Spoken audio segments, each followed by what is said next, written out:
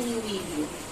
Student, हम study कर रहे थे अपना chapter acid basis and salts. तो बच्चों वो हमारा चैप्टर कंप्लीट हो चुका है और उसमें जितने भी हमने आपको कॉन्सेप्ट दिए थे वो सभी आपको डिटेल में स्टडी करने थे। उम्मीद है आपने वो कॉन्सेप्ट स्टडी कर लिए होंगे। बच्चों, उसमें हमने जो भी कुछ आपको बताया था अपने प्रीवियस वीडियो में, उसमें हमने स्टडी किया था एसिड्स क्या हैं, बेस क्या हैं, उनके कैरेक्टर क्या हैं, स्ट्रॉन्ग एसिड बेस क्या हैं, किस तरह से हम क्या है उनको स्ट्रॉन्ग एसिड और बेस के कैरेक्टर को डिफाइन कर सकते हैं। साल्ट्स के बारे में हमने पढ़ा था, फिर पीएच के बारे में जाना था, पीएच स्केल के बारे में जाना था, पीएच स्केल का डेली लाइफ में इफेक्ट क्या है।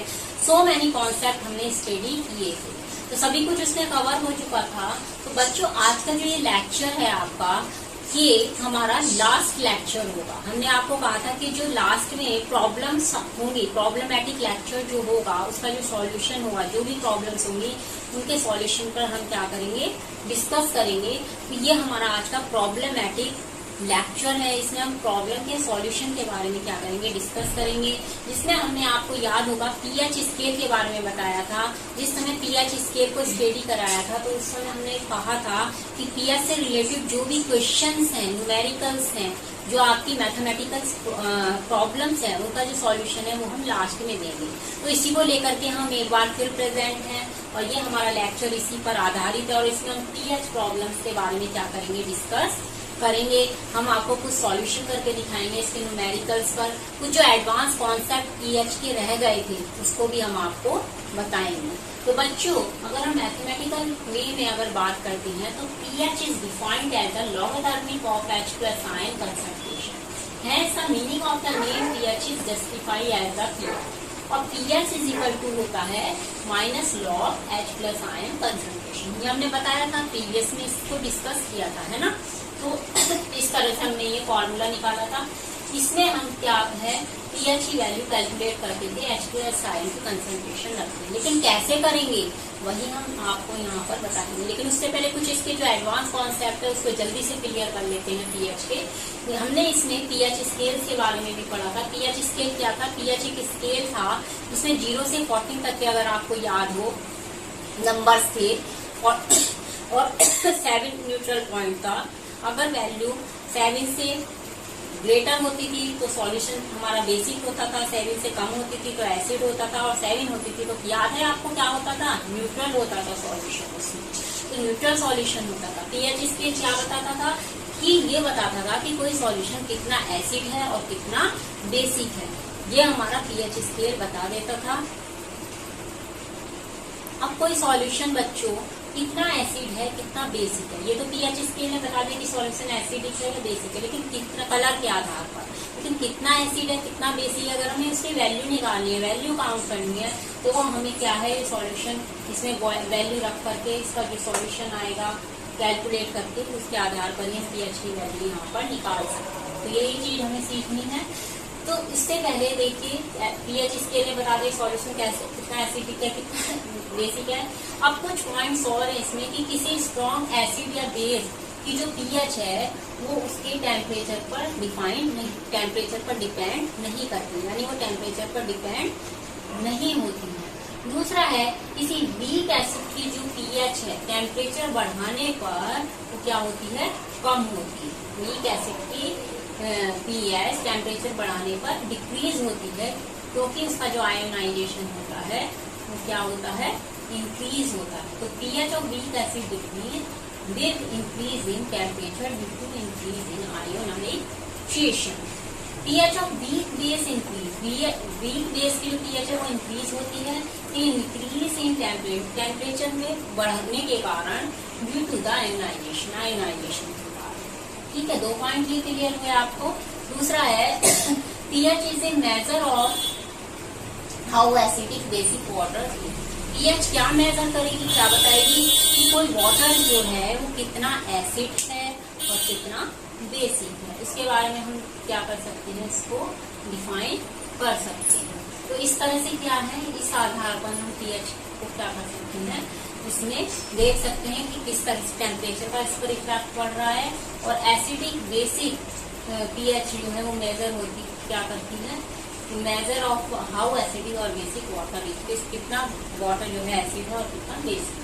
अब आता है point pH value and nature of solution. PH value और हम क्या पढ़ेंगे जो सॉल्यूशन है उसकी नेचर के बारे में। तो the range goes from 0 to 14 is semi.